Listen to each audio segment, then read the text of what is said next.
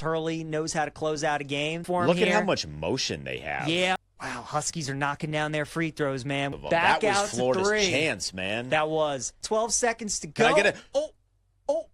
Oh, steal. No way. Oh, foul. All right, 74-68. This is not good for my health. This is the real March Madness. Everybody UConn, chill. Oh, they took forever. McNeely, three-pointer, Denton, cash the ticket. Wow. Three-pointer's good. Cash the 4.5, 3.5, 2.5, and the Florida money line as the Gators, a winner, 77-75 over Connecticut. What a game. That was fantastic. UConn, man, what a UConn battle. they just didn't have that score down the stretch like they've had in recent years. They went through that stretch where they didn't make a field goal for like 5 minutes, and that was their killer. They couldn't get that possession. You know, UConn, their defense was not that good all year, and it was good today. Against Oklahoma, against Florida today, really, really good. So Florida advances to the Sweet 16. They will wait to see who they get in today's Maryland and Colorado State game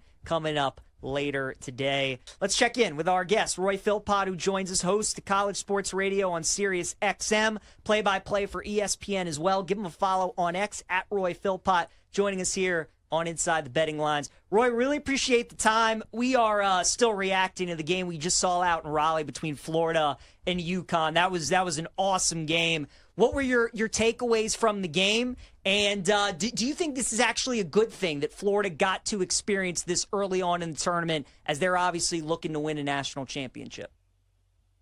Yeah, guys, first off, it's great to be with you today. A great day for college basketball fans, right? I mean, it's wall-to-wall. There's great games. To be able to start with Florida UConn is just crazy. I mean, I'm here in the Central Time Zone this weekend. That game, started before noon. I mean, I'm eating breakfast and watching a matchup like that. My overarching takes are, that's a great thing for Florida to find a way to win that game. I mean, Connecticut had won 13 straight, back-to-back national championships, the Dan Hurley factor, all of it. And they responded, and Walter Clayton Jr. responded. I mean, he hit 2 huge threes.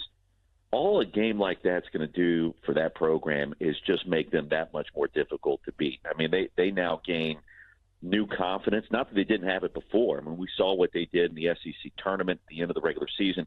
Guys, Florida's been playing the best basketball in America for the last 2 months. For a minute, it was Auburn. Then it was Florida.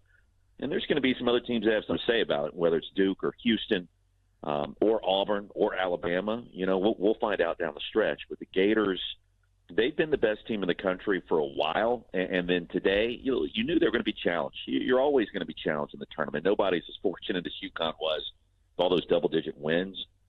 I think they're a much tougher out now. And, these guys that didn't have that massive tournament experience, it's the first time since 2017 Gators have made the Sweet 16 in the second week. And the guys that didn't have that, outside of Elijah Martin, they kind of got it now, and I just think it makes them a really difficult out going forward. It feels like UConn did everything. They played really good defense. Florida shot poorly from the free throw line. Florida turned the ball over, and it still wasn't enough. How does anybody beat Florida this year? Well, Missouri had the kryptonite for a minute. They went wire to wire in Gainesville. That's a long time ago, and Gators have gotten better since then. We've tried to come up with a weakness or two with that team. And, I do a ton of work with Matt McCall, who's a former Florida guy. I mean, he was a part of Billy Donovan's staff back in the day. I think he was a team manager when they won back-to-back national championships and went on to be the head coach at Chattanooga and UMass. We've talked about it. He's close to the program still. And the only thing we can come up with is maybe Clayton doesn't play the best level of defense you want, in your backcourt, but it's almost like Denton, it doesn't really matter because he'll give up a 2 on the dribble penetration, dribble drive.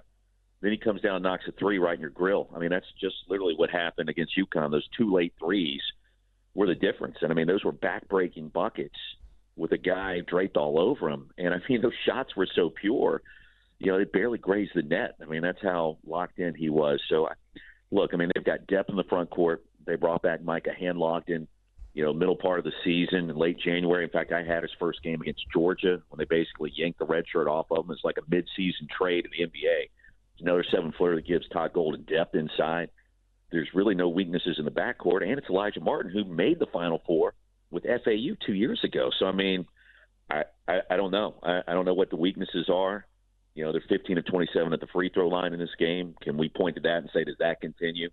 I don't think so. I mean, they're too good of shooters. So, look, they've been playing the best ball for a while. Ask Jay Billis, he'll tell you that. Ask Dick Vitale, he'll tell you that. Ask anybody, and they'll point to the Gators right now. It's not the Florida Invitational. I don't want to say that, but, man, they're going to be tough to beat.